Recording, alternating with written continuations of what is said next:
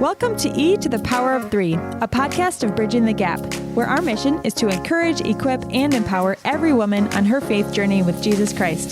Today, we are honored to hear from pastor, writer, and Bible teacher Becky Meyerson as she has a conversation with our podcast host, McKelty Bloom. In this episode, they will be discussing Becky's new Bible study, Courageous Pioneers, and what it means to be a pioneer, what tends to hold women back from starting new things, and they'll also look at 4 biblical examples of powerful women pioneers. I hope you enjoy this podcast.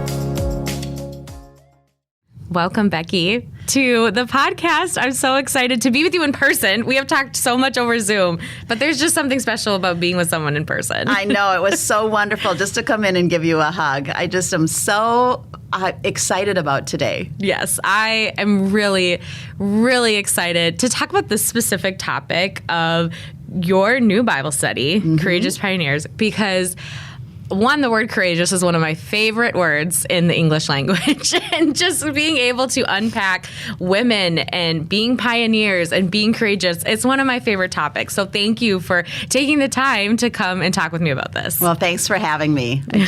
I'm excited for where we're going to head into today. Right. And we were already talking before we started about how, you know what, we have our questions, but we'll see where it goes. Let's see where it goes. As always. But I would love for you just to take a couple minutes and introduce yourself for maybe those who don't know you. Who is Becky? Well, I have been married to Scott for 45 years this summer. And I've actually known him since we were in grade school. So he kind of seems like my forever. and we still really like each other and love each other. We have 4 beautiful daughters, a couple of son-in-laws, 5 grand darlings. I love that. that are just a joy to be around. I am a licensed pastor and a writer and a licensed life coach through Go and Tell Gals. And let's see. Oh, yeah. So we were talking earlier about I'm an organic garlic grower. When you told me that for the first time, like, oh, I grow organic garlic. I was like, 1, I didn't know garlic wasn't organic in the first place.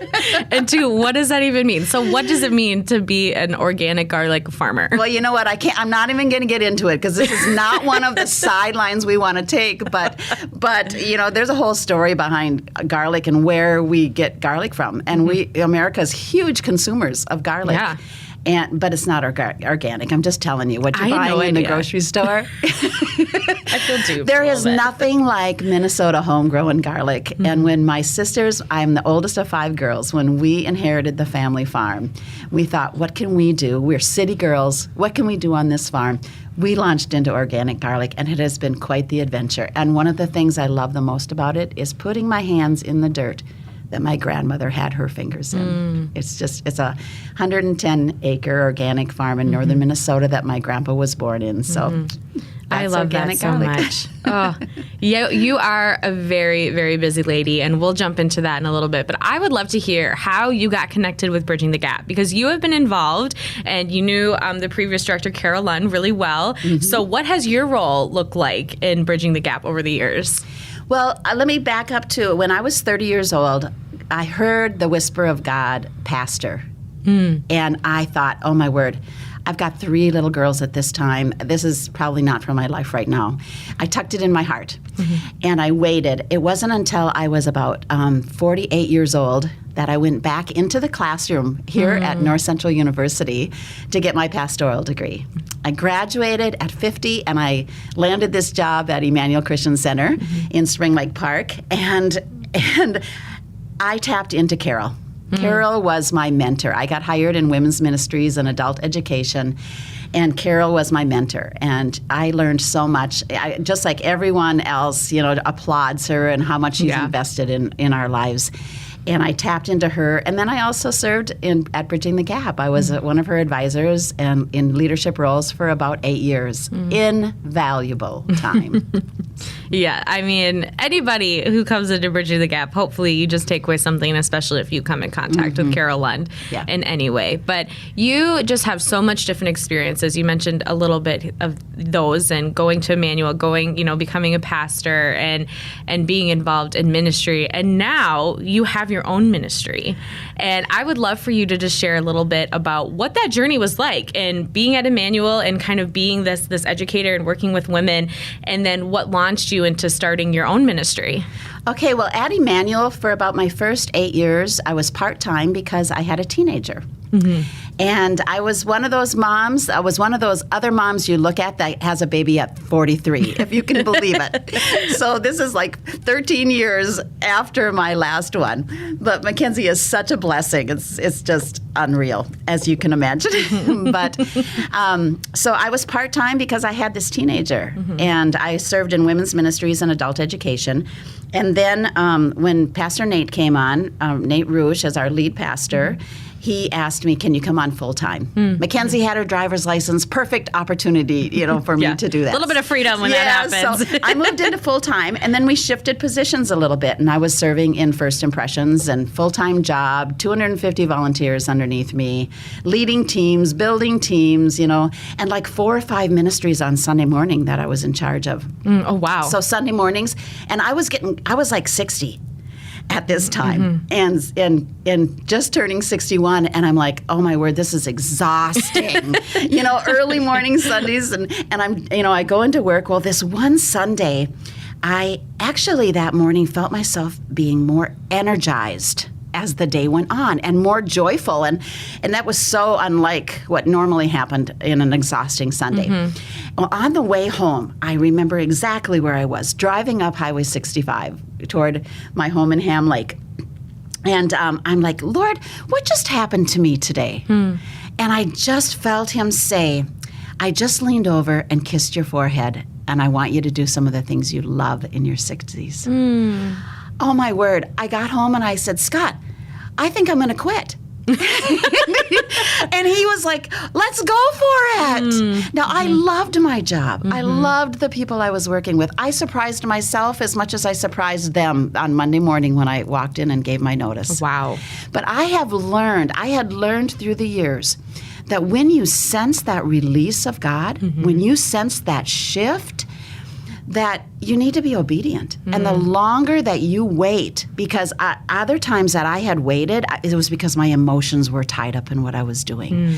Or I was too afraid of what that next step was going to bring me, And really, the longer we wait, the longer we are in disobedience, I feel. So I was like, I'd learned my lesson. I was ready to obey and see what God had for me in my 60s. And so I went in and I gave my notice. 2 weeks later, I'm done with my job. And that Monday morning, I look at God and go, well, now what do I do? I did exactly what you said. Now what? Now what? And he said, what do you love to do? And I said, I love to write. I love to teach. I love to encourage women. He went, get going. And that was 5-7 years ago. 7. I just turned 67. The number keeps going up. How long? 6-7 years ago. And I've been writing ever since. And just absolutely, sitting at my desk, looking out my home window, and just being able to spend hours in the Word and just soaking and learning and teaching when I have opportunity and writing. Just absolutely loving it. I love that. I really love that. What is it, do you think, about teaching women specifically that you just love so much and that encourages you? Well, I think one of the things is I remember being in my 30s and looking for mentors and not finding them and thinking, what, do all of the women retire in their 50s and head to Florida or what? Where are they? And I remember saying, I am not going to be a woman like that. I want to always be investing in younger women. That's good. But I have a heart for older women too, my age. Women in general. It's like I am ready to invest my life. Yeah, would I like to go to Florida for a couple of months next winter? Yes. This winter would have been a good one to be down there. It was brutal. But I'm like, I can invest through my writing. I can invest through even all the hours that I spend reading and studying and listening to God's voice, then giving that. That's what I want to do. Yeah. Well, you do it so well. I mean, you have such a beautiful website, and I've loved getting to know you more over the years and getting to know your material and the Bible studies that you put out, and are just so encouraging and just completely lead people back to Jesus. And one of the ones that you just released this year is Courageous Pioneers. Yes. And it is, looking at the cover alone is just stunning. So I would love for you to just share a little bit about what this Bible study is about and where your heart came from this. Well, okay, so back up about 3 years ago, maybe 4, I was getting ready to speak at a women's event. And I'm kind of meditating that day on what I'm going to be teaching and praying for them and praying for the word. And the word pioneer drops into my heart. And I'm like, but Lord, that's not what I'm teaching on. What am I supposed to do with that word? and I just did not have a sense I was supposed to change my teaching at the last minute. But I did take a few moments and look up the word pioneer. And so when I went to the dictionary, just first of all, and pioneer means a person who is among the first to explore a new area, the first to research and develop a new area or knowledge or activity. And then you know how they always have nouns and verbs, you know, underneath that kind of expand on it? Well, some of the nouns are trailblazer, discoverer, developer, innovator, groundbreaker, pathfinder, and some of the verbs begin, start, introduce, launch, instigate, spearhead, give birth to, or set in motion. Well, at that time, I didn't know what to do with that word, so I just tucked it in my heart. Kind of like how I picture Mary, the mother of Jesus, doing when she saw certain things and heard certain things. She just didn't know what to do with them, so she just tucked them in her heart and waited.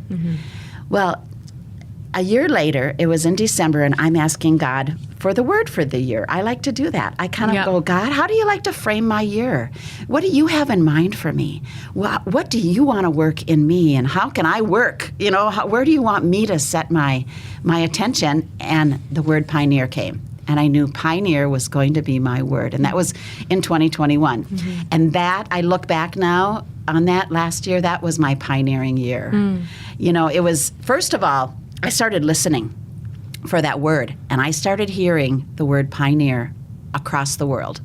Different Bible teachers and leaders and pastors would use the word pioneer, and I could sense that the Spirit of God, you know, when the Spirit of God is about to make a move or wants to make a move, there's a theme that runs across the universe. Yeah, I believe that. You know, and you start hearing it everywhere. And I felt like the Spirit of God was saying, I am calling a generation of men and women, but my heart was on women. I was thinking women. I am calling a generation of women to arise as pioneers. I want them to be trailblazers. I want them to be pathfinders. I want them to be influencers.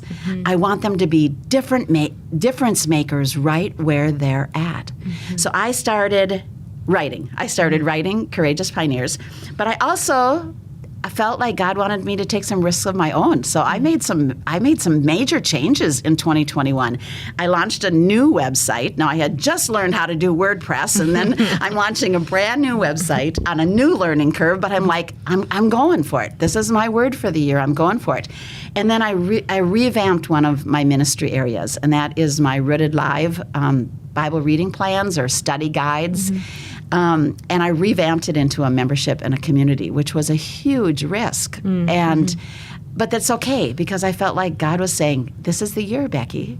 You know, just go ahead and take a risk. So I wrote all last year and then released the Bible study. Yeah. It's so good.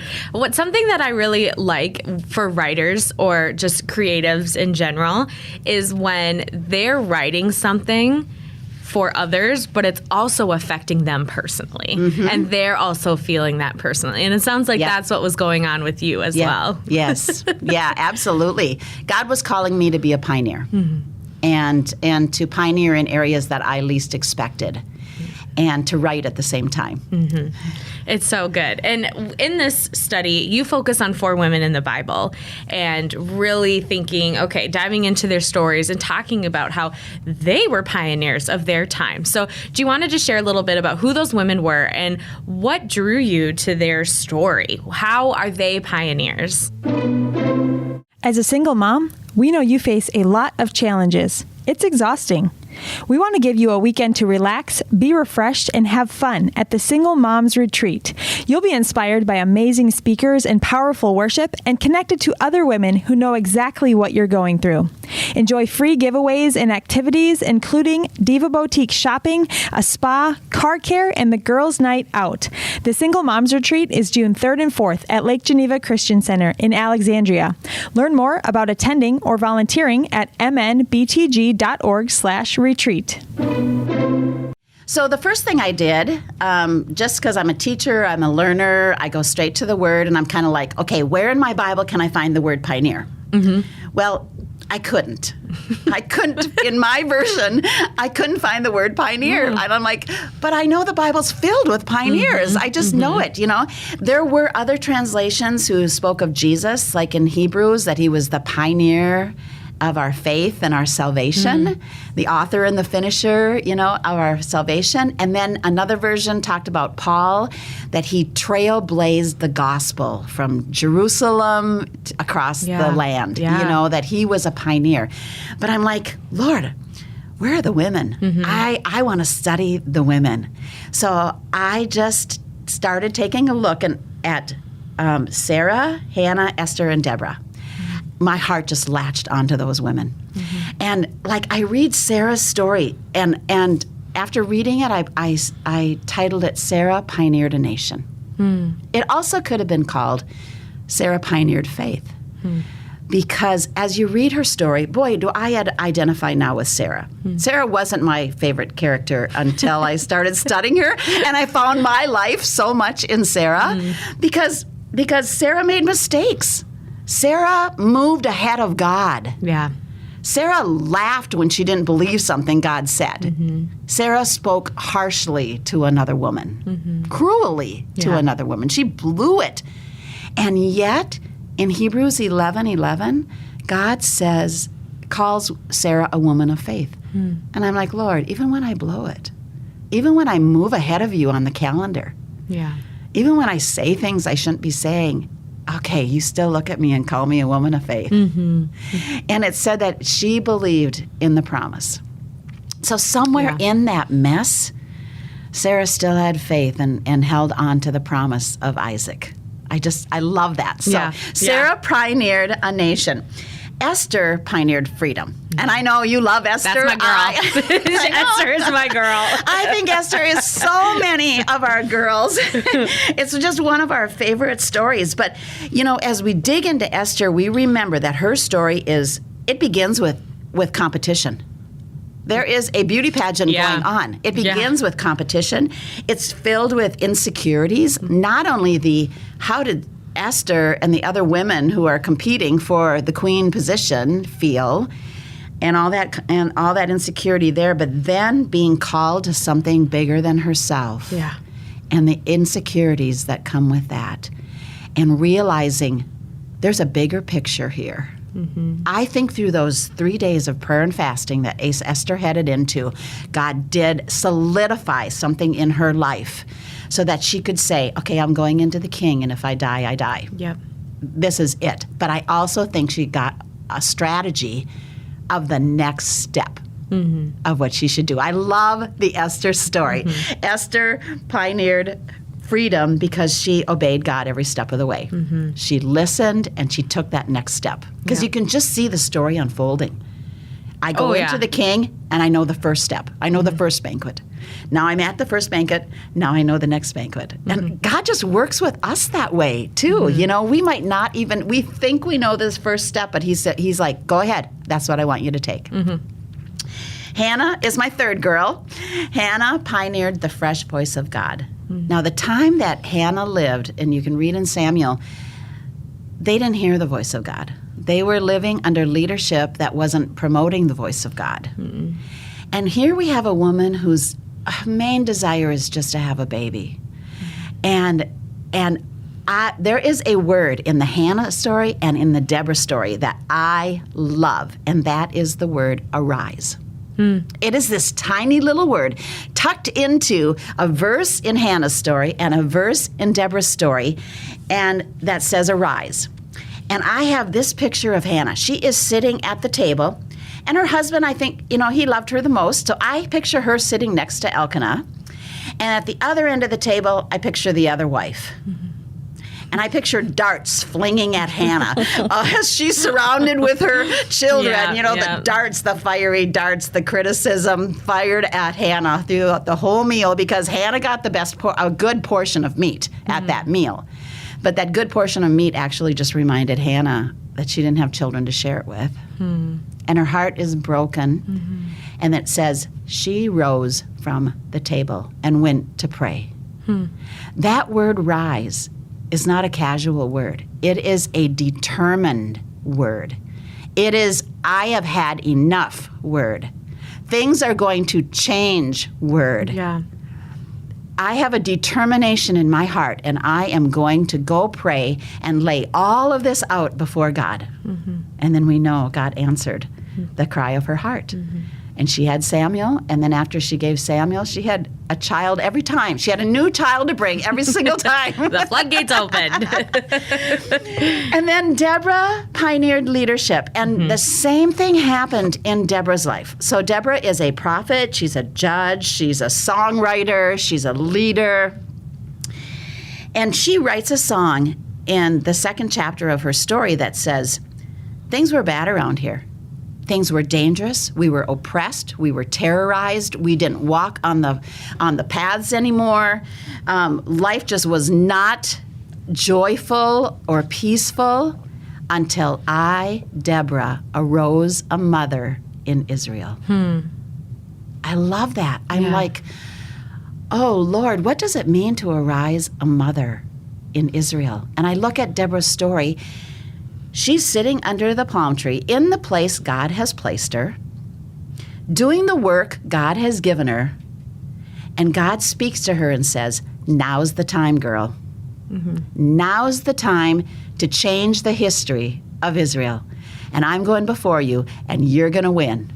And she is quick to obey. That was the arising. When she could write back later and go, I arose a mother in Israel. That was the arising, was that immediate response to obedience. And that is one of the characteristics of pioneers, of us as pioneers, is that we hear the voice and we're quick to respond. I really just like that quick to respond, because I'm a firm believer as well is delayed obedience is still disobedience. Yes. And so what does it mean to hear the voice of God in our life asking us to do something, and instead of thinking of all the reasons why we can't, or it won't work, or there might be a delay here and there, That's right. It's just to do it. And I think women, one of the biggest delays for us is we tend to count ourselves out. Yes. Especially when we are looking at ourselves as pioneers. And what does it mean to be the first to go ahead and do something, even when we're filled with a society that causes a lot of intimidation, a lot of comparison, and a lot of reasons that it's like this won't work, and the fear. So why do you think women, we do that? We count ourselves out, and why don't we consider ourselves as self-starters? Okay, I think that there's two main reasons that I feel like women count themselves out. Number one is that they really do not recognize the investment that God has placed in them. They disqualify themselves. It says in Ephesians 2:10 that you woman, you girl right now, you are his masterpiece. You are his treasure. You are his poem, his poetry, his picture. You are his masterpiece, recreated in Christ Jesus to fulfill the destiny that he has planned for you. That's good. And I think that women just don't recognize, well, it's just me. I just don't have the gift that she has, or I don't have the ability, or I'm shy, or I'm an introvert, or, and so we disqualify ourselves. But one thing that I love to picture is, you remember when Jesus taught his disciples to pray. And he said, pray this way, our Father who art in heaven, hallowed be thy name. Thy kingdom come, thy will be done on earth as it is in heaven. Now, I think of that as in heaven, putting that with the Ephesians 2:10 verse, that there's a destiny, there is an adventure for me to walk out in God. There's a plan for my life. There is a story written in heaven for me. And I can pray on earth as it is in heaven. Your kingdom come, your will be done in my story, Lord. Lord, and so I can go to him and say, Lord, what's my story? What's my story in heaven? What new God adventure do you have for me? And what I don't want to happen is to get to heaven and he shows me this movie of what my life could have been. And I would go, you wanted me to do that? Oh, fear I couldn't do it. I was too afraid. Or I didn't think I heard you say that. You know, so number one, I think that we do not totally recognize that there is this incredible investment in us and we have a story to fulfill. And second of all, insecurity. And I mentioned that with Esther. Insecurity stops us in our tracks. Insecurity is a strategy of the enemy to derail us. And to paralyze us. There is a quote that Priscilla Shirer writes in her book Fervent. And I just want to read it to you if that's okay. Absolutely. I just think it's powerful. So she's defining the game plan of the enemy.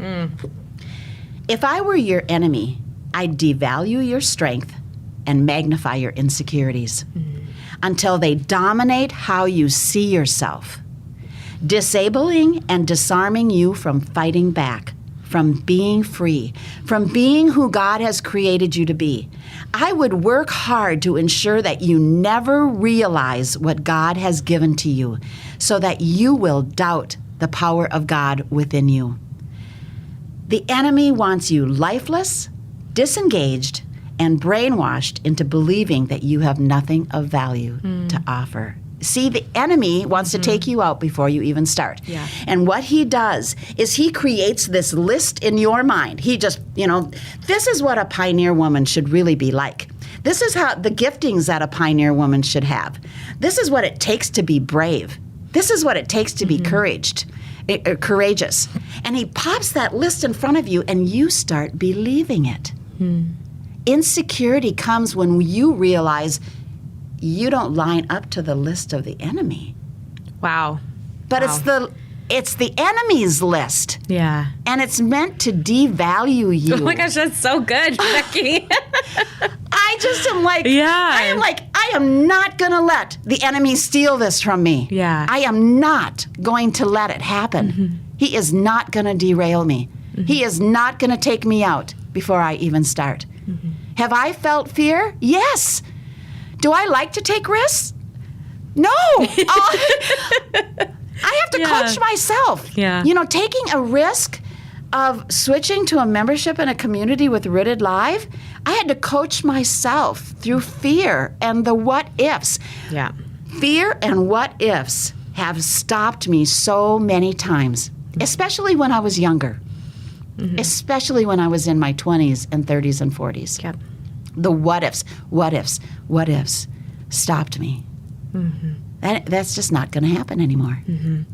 And I think there's such this emotional piece to women who feel like, what if I fail? What if it's embarrassing? Right. We think, what if it's awkward? What if nobody supports me? Whenever they want to start something new in ministry, if they're starting a small business or anything along those lines, we get so afraid of what it looks like maybe on the outside, and how do we push through? Right. What do we stand on to remind ourselves that even if we, quote, fail, I don't believe in failing. I just believe that was something you learned and you experienced it. It's how do I push through those feelings and continue to have the confidence of, if this is what I feel I'm pioneering, this is what I'm starting, how do I push through that? Right.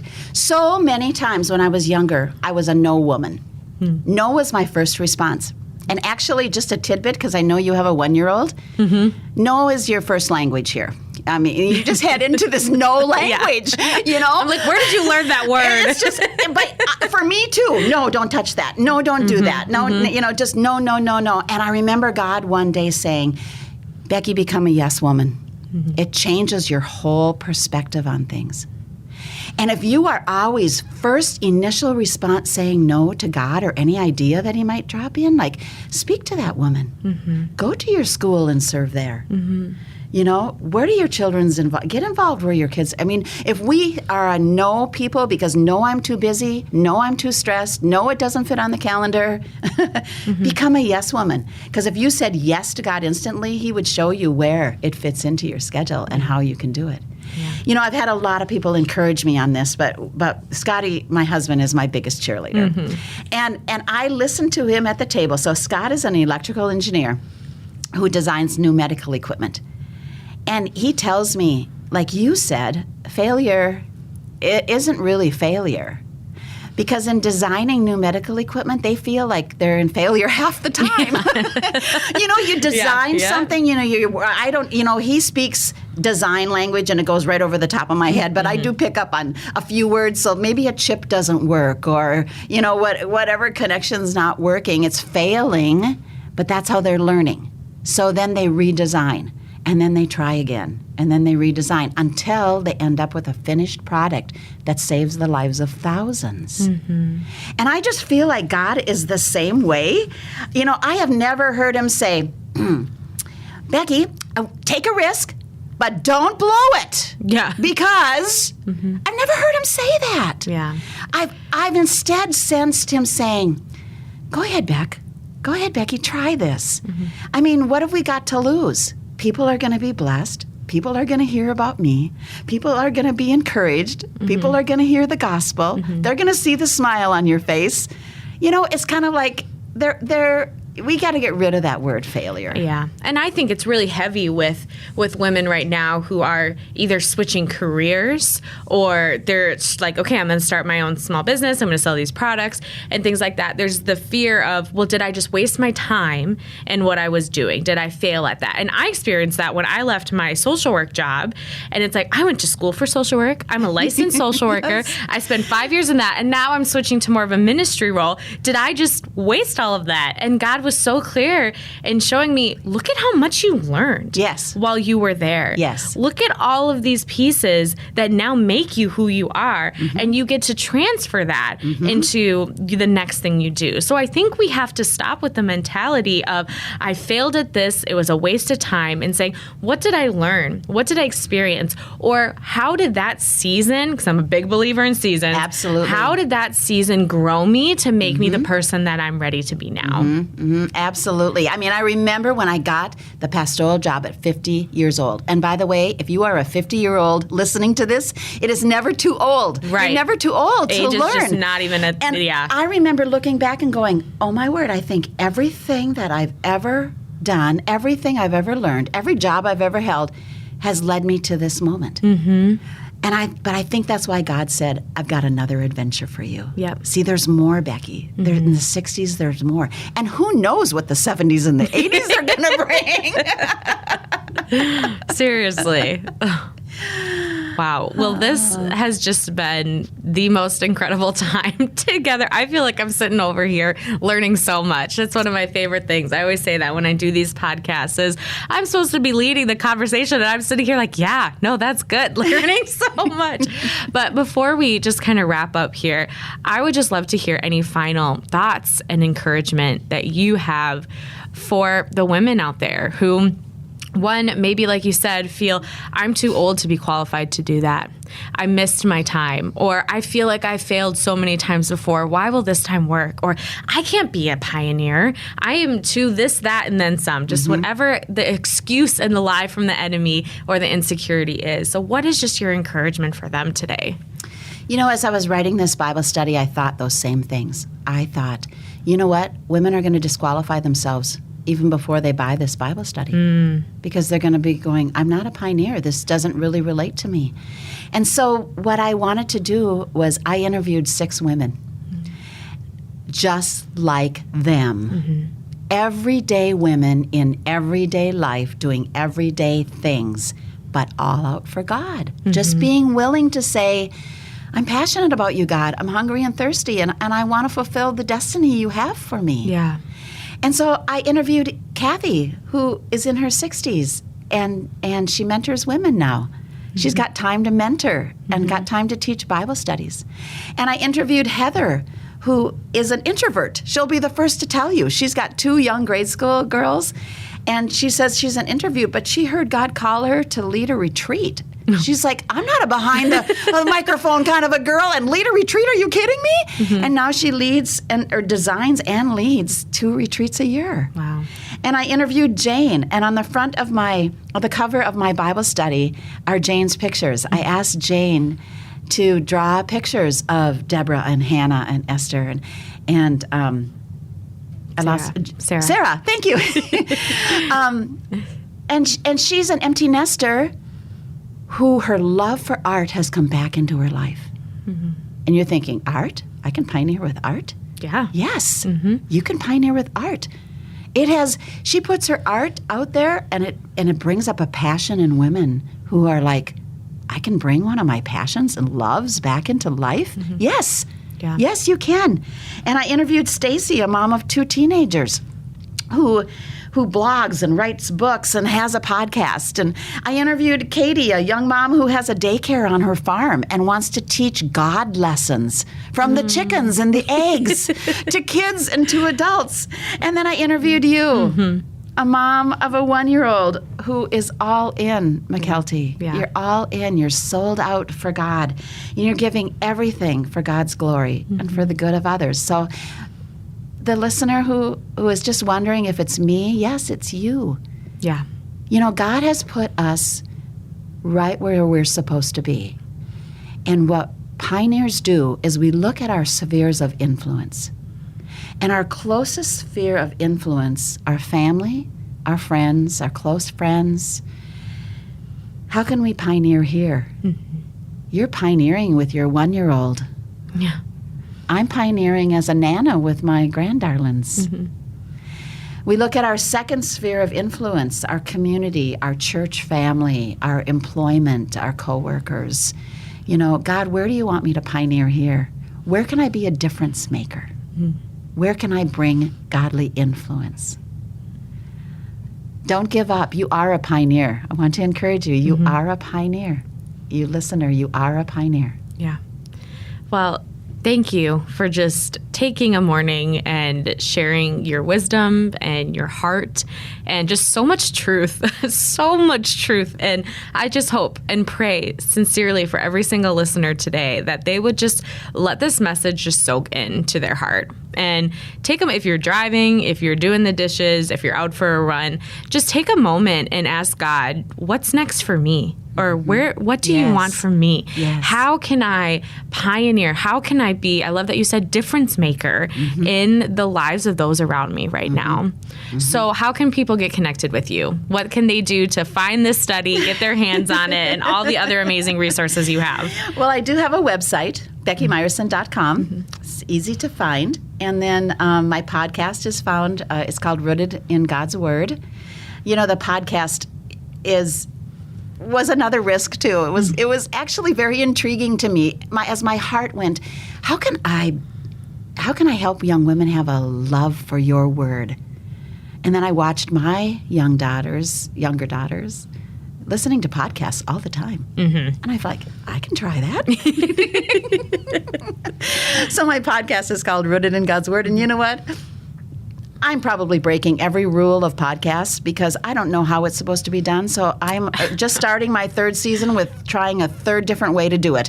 And next year, maybe if I'm like, yes, this is reaching the women, then God will give me a little bit more definition for it. So Rooted in God's Word podcast, and then BeckyMeyerson.com, and you can find my Bible studies and my Rooted Live membership and community there. And we'll make sure to put a link to that in the show notes and on social media when we share the podcast so people can easily find you.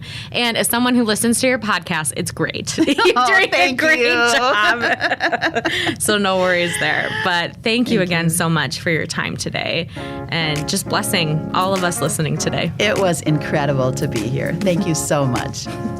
Thank you for joining us for this episode of E to the Power of 3. We were honored to hear from Becky Meyerson on Courageous Pioneers. Learn more about Becky and check out her Bible studies, podcast, and other resources at beckymeyerson.com or by following at Becky Meyerson on social media. You can also learn more about Bridging the Gap at mnbtg.org by downloading the new Bridging the Gap app through your app store or by following MNBTG on social media. Thank you for joining us, and we look forward to being with you next time on E to the Power of 3.